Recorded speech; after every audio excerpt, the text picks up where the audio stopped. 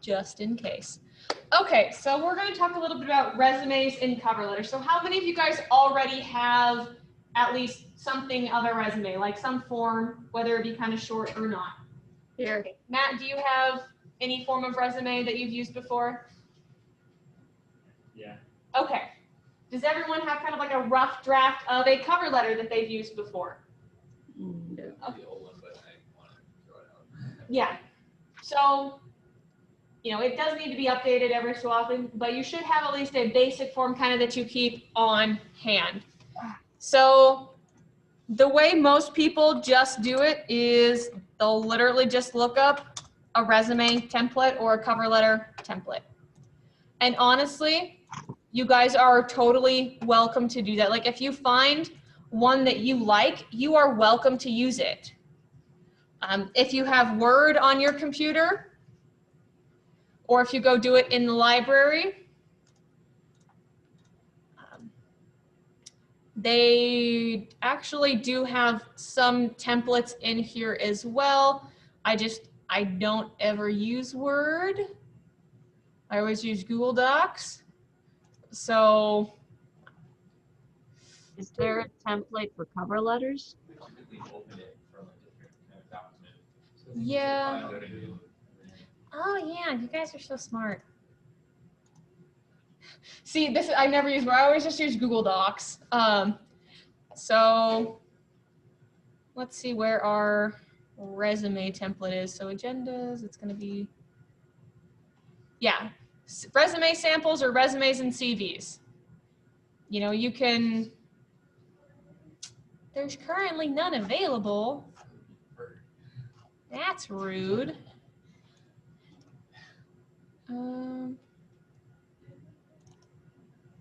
Okay, here's some. So chronological resume, all of your resumes are going to be in reverse chronological order. So newest is at the top, entry level, minimalist, cover letter, you know. So maybe we just do this one. No, we want shared. Come on. There we go.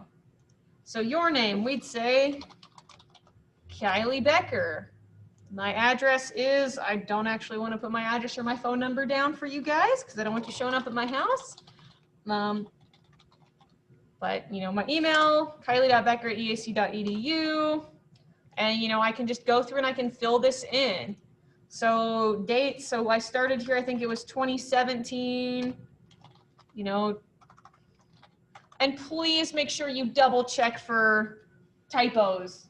Some people type really, really fast, which means we get typos. Like, it happens. Just, I think it's F7 that'll do your spell check for you. Just make sure that you do. And right now I, you know, work for Eastern Arizona College. Yeah, in Thatcher, Arizona. I am an associate professor of communication. I, you know, teach students, grade, make a lot of bad jokes, all that stuff. And apparently can't spell. But I go through and fill this in. Dates? None recently. Tis. Okay. But you go reverse chronologically. So you start with what you do now. No. So, you know, Ron, Ethan, your guys would be working for the kids thing that you guys do or whatever to help the students. And then your job before that, you put next. So before this, 2016 to 2017, I worked for Parkview Middle School in Prescott Valley, Arizona. I was a middle school social studies teacher. And, you know, what were my responsibilities? And then before that, I was blank. And then before that, whatever. Stick with what's really relevant. So I helped one of my former students who was actually in this class last year. I helped him last week with his resume. he was applying for a job or a couple jobs that were working, with people and like adults and stuff with disabilities. But he's been a tile and floor layer for the past decade. But before that, he was like a kindergarten teacher and worked with special needs kids and stuff like that. But he just hadn't in a while. So it's like, okay, we're going to keep your most recent one if you've been laying tile and flooring for the past decade. But some of these other super short ones that may not be as relevant, we're just not going to put those in there. We're not going to lie about them. If they say, oh, well, what else have you done? It's like, oh, well, I did this, this, and this. But we're going to stick to what's the most relevant.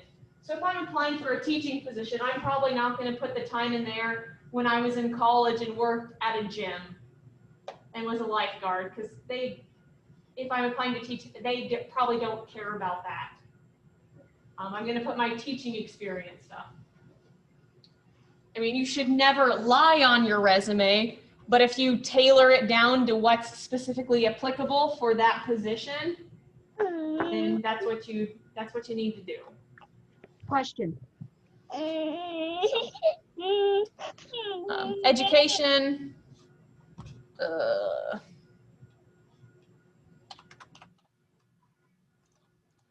You guys would put, 2020, or you could even put like your expected graduation date. So if you're expected to graduate 2021 from I can't spell, I'm sorry guys, from Eastern Arizona College and Thatcher degree obtained, maybe it's just general studies, but maybe you were in Pi Theta Kappa.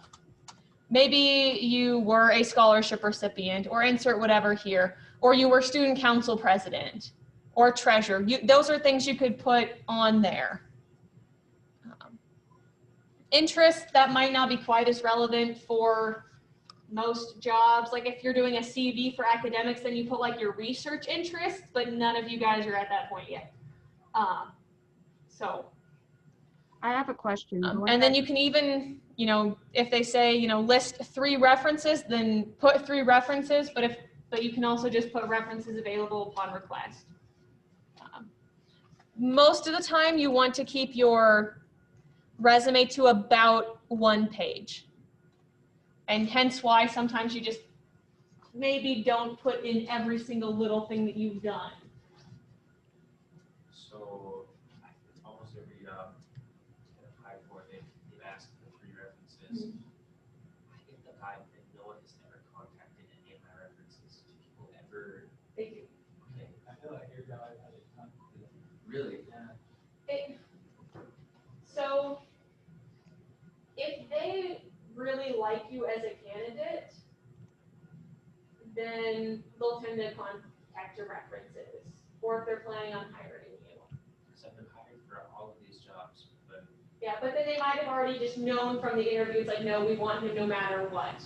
But if it's between you and Ron, and you're both really great candidates, and it's okay, well, it's going to depend on what the other people say, like how are they to work with, and someone says, Ethan, he's a great kid to work with, we loved having him as part of the team, blah blah blah, and they say, Ron, he was a good worker, we enjoyed having him, but there's definitely some things he can improve upon, or whatever. Those references are going to get you that job. Some people make up their mind in the interview if people are really, really personable. Some people you have to call the references for to try to get more information about them. It just depends. Like I've had, people call references for me. I've had people not call references for me. It depends honestly on who's, what the company is, who's hiring you, and then how many other candidates are really good candidates. So, but yeah. Does this make sense though? So you start with your most recent, you move down to next, and so on and so forth, but you don't have to put every single little thing. Resumes can be very, very dry. Is there any way to spice up a resume? Is that a thing? To like make yours stick out? Yes, to an extent. if you're applying for like a job in graphic design, you will probably have a very graphically pleasing resume. However, resumes are just there so that the people who are hiring you can get a super quick overview, and pull out the most important information. So if they're saying, okay, we want someone with a master's in business administration, they're going to go straight to the education system and see if they see MBA. If not, okay, toss it out. So it needs to be to the point. Yes, you can make it more graphically pleasing, just design-wise, but you don't want it to be like too distracting. So if I did this and, I made my name, a nice, pretty purple or something, that might be fine. But if I had a whole bunch of, if I threw like a picture or something behind there, it just depends on the type of job. So, what's the word I'm looking for? Like graphically pleasing or something? Yeah. Aesthetic ones. Yeah. So, you could do something like this. That might be more graphically pleasing or more aesthetic. But you don't want it too, you don't want it too busy, because you need people to be able to super easily pick out the information they need.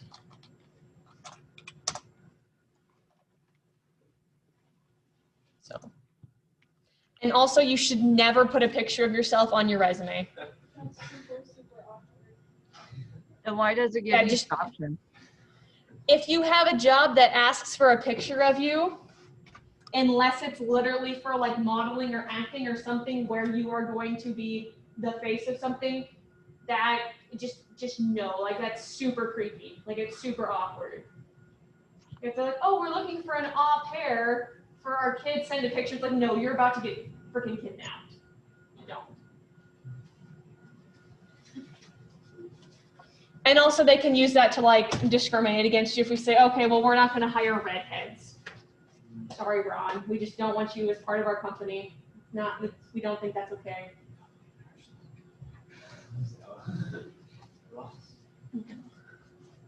So, or, we're not going to hire, a woman because, she's young and pretty, and what if she gets pregnant or married or whatever?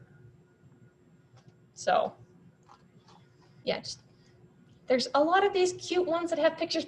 Don't ever put your picture unless you are literally sending headshots for a modeling or acting job. But does that make sense? And like I said, you guys can totally use a template. And there's a couple of videos in there that you are free to go in and watch. I don't think any of them are longer than 10 minutes. Yeah, so there's 8 minutes, there's 3 minutes, and then there's 8 minutes. So this one's kind of fun because it's a resume expert who, an HR person going through and like looking at resumes. And I can already tell you this one, it looks like super, super crowded. This is kind of nice over here, but I'm not a fan of super crowded resumes personally, but that's up to you guys, whatever style works for you. And then here is the rubric. So you get full marks if it's consistent and easy to read. So if you copy and paste things over from a previous resume, please make sure that you have Control A, selected everything and made it a single font and a single size.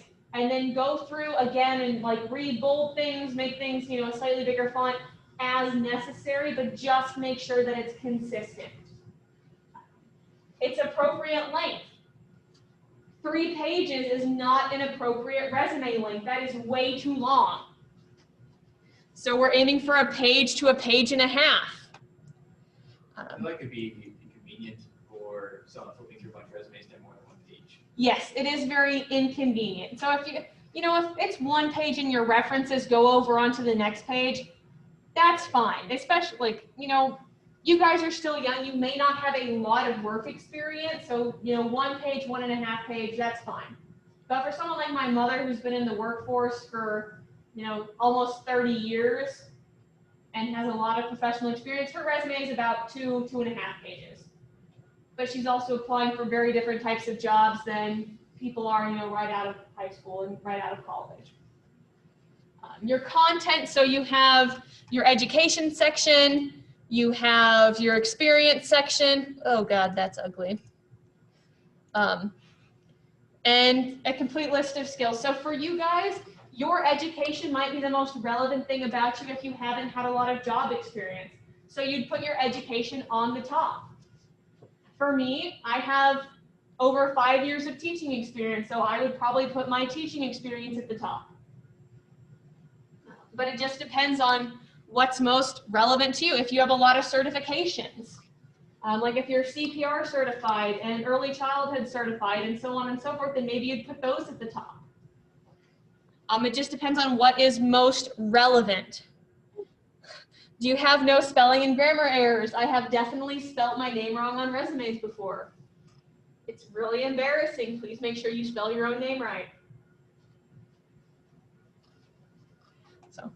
And then your organization, do you have your name and contact information up at the top? Do you have your most important information up at the top? So, and is everything in reverse chronological order? Think of this, because if we come in with our drafts next week for this and we pass it around and Emily is skimming my resume or whatever, the most important information needs to be up at the top where she can see it first. She shouldn't have to, spend 5 minutes trying to find where my education is or where my experience is. They should be like, okay, 30 seconds, I've gotten most of the information I need about this person. Question? What's a cover letter? Okay, we'll talk about that here in a sec. One thing that I would add that is particularly relevant to living in this area, if you move out of this area and are applying for other jobs, be aware that if you served a mission, people can use that to tell what religion you are, especially if you say, I served a mission for the Church of Jesus Christ of Latter-day Saints.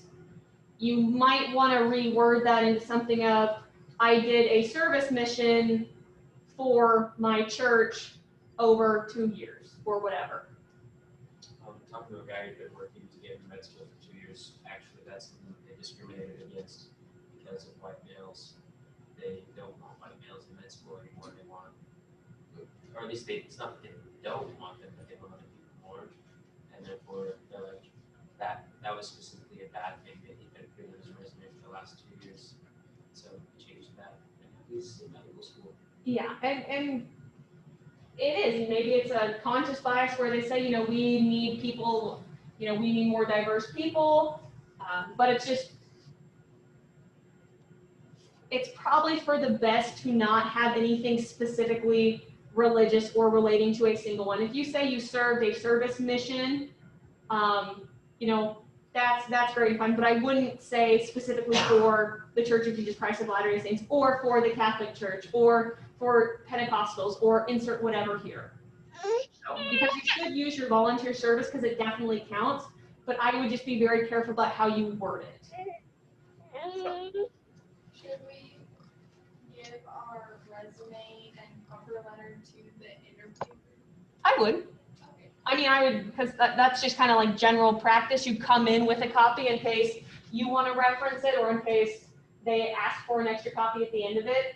I always go to interviews with an extra copy of my resume and cover letter, just so I can be like, oh crap, what did I say in this? Yes. But that's just, for the resume, that's just one thing that I would maybe be slightly more vague about. Does this keep kicking people out or something? Okay. Wait, so if you did serve a mission, couldn't that technically be advantageous because no matter where you went, you were able to experience other cultures? Yes, so you should put in that you did a form of service. So I volunteered, at a service mission for 18 months. I was in California or I was in Chile or I was in Argentina or I was in Taiwan or whatever. some of the things I learned from that are this, this, and this.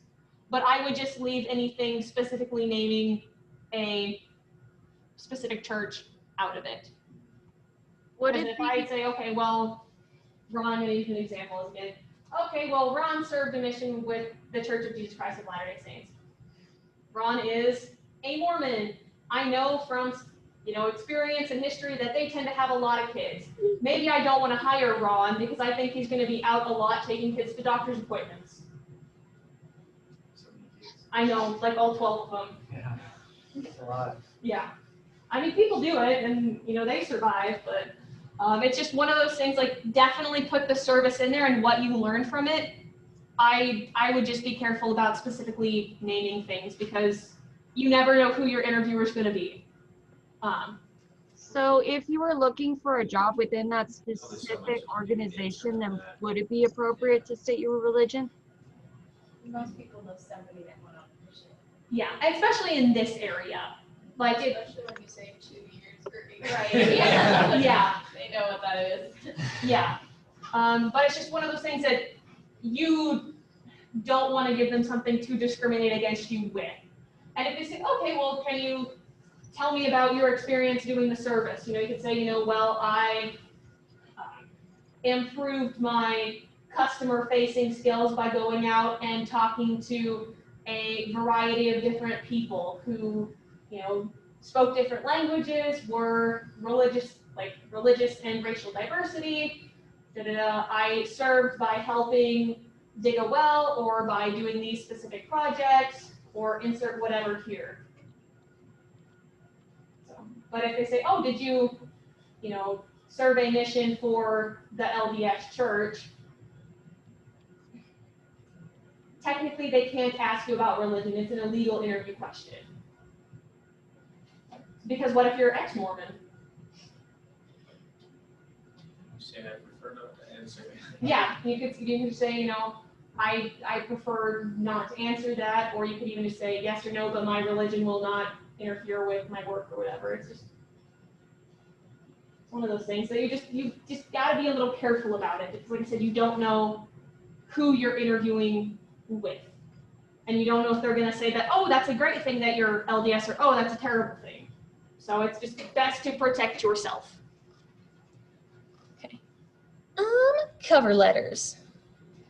So, I am actually going to pull up because I know EAC has a couple open jobs and it's just easy to talk about the cover letters with that one because they have very, very specific, oh my gosh, I always forget where this is. Where's HR? I'm probably gonna totally forget it. Anyways, we're just gonna look up careers. In academics, there's Is it underneath faculty and staff? need a new director down there. Yeah, but I'm trying to find the actual, because Is it underneath faculty? there's like an actual tab that you can go to that has like the HR stuff on it. Where? They updated their website. Now I have no idea where anything is, Is and it everything underneath is faculty terrible. and staff? Maybe it's like under Get to Oh my Know God. Us. Our community. Nope. Administration. Nope. Anyways.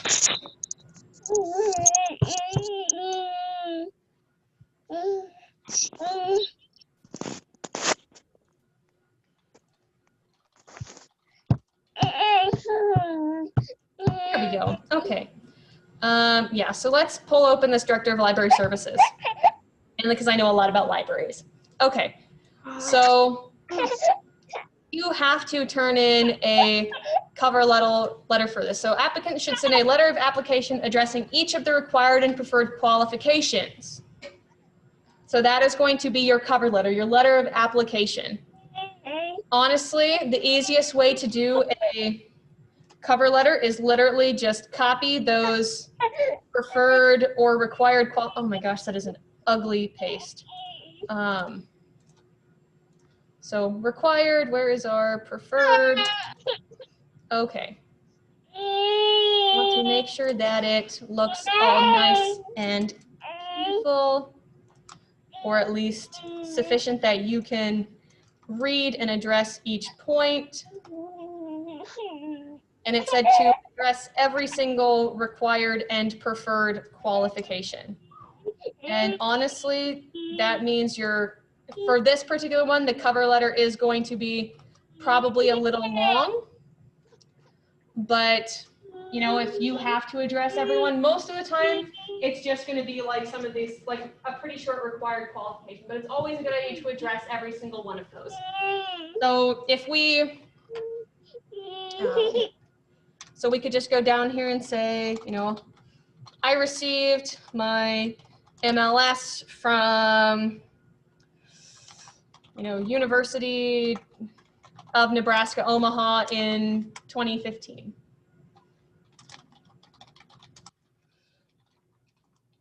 Boom. So MLS, Master's Library Science. You know, I have strong interpersonal, you know, professional, organizational, and communication skills as demonstrated by example here. Okay. You could say, you know, I have worked in libraries since 2008 as a volunteer, a staff member, and you know, young adult librarian or whatever, because that means I have an understanding of this stuff, and I might expand on that a little bit. But you could go through and address literally like each point as it is, and then you can either just leave it like this, or you can combine it all into a couple different paragraphs in essay format. It's just kind of up to you on what people prefer.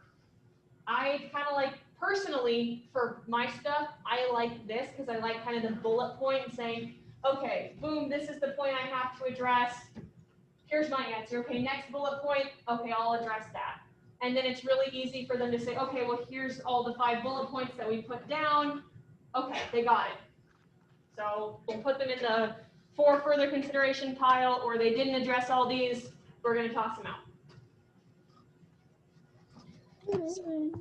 And then you do that for the preferred one too, you know.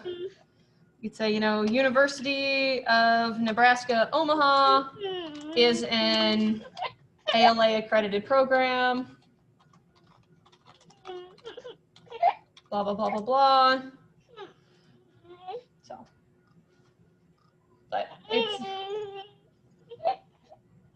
some people try to make their cover letters really, really fluffy, but it can really be as simple as, you know, to begin, thank you for taking the time to, you know, read my application.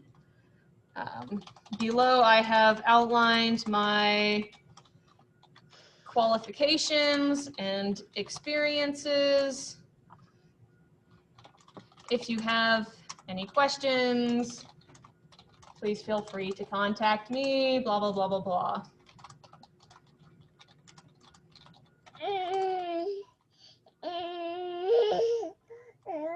So it can really just be as simple as that, and then outline what they said in the cover letter and how you meet those, or how you plan to meet those.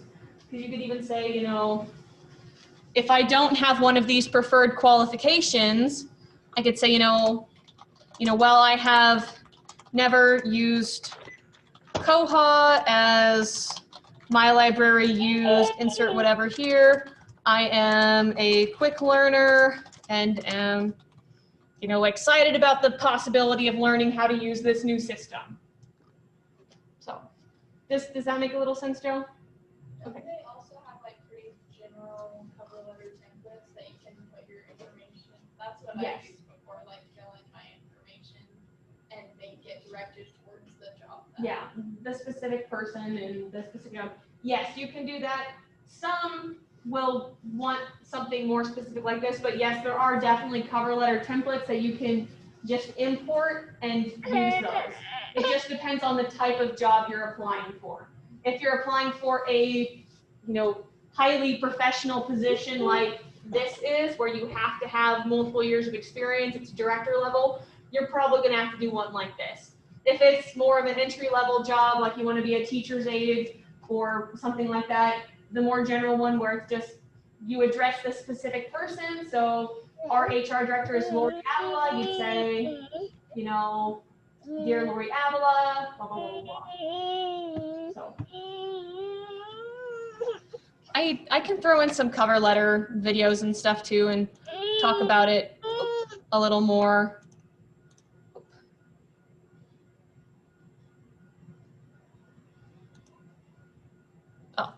Okay, and Jesse, so if you're looking a job in that specific organization, would it be appropriate to state your religion?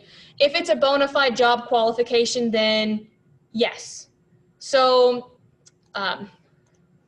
they're not going to hire me as a chaplain unless I fit the religious background of being able to be a chaplain and going to the school to be a chaplain. Like, they're not going to hire me to work in, the temple or anything if I'm not LDS.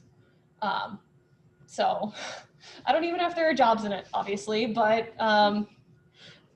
or they're not going to hire me at like a Pentecostal college if I'm not Pentecostal and willing to send in a statement of faith. Like, they're probably not going to hire me at BYU. So if they are a private institution or organization where religion is a main part of it, then yes. And yes, Bryce, you can. So do you guys have any questions, comments, or concerns? Class is over. Joseph? When we do the interview, did you want a screen recording of it? Yes. I have to grade it somehow, and I need it to be recorded. Does it have to be a screen recording, or can it just be audio? I need to see how you're dressed like to make sure that you are dressed appropriately. Can you go over on how to record with visual and audio? Yes, but not today because class has been over for like 3 minutes and we're already over. I'll look it up online. Okay, and I do have a video in here somewhere on how to do it too. And I can try to remember to shoot that to you, but I'll probably forget. Bryce, I will go upstairs and I'll send you a link and I'll call you from my office. So. Okay.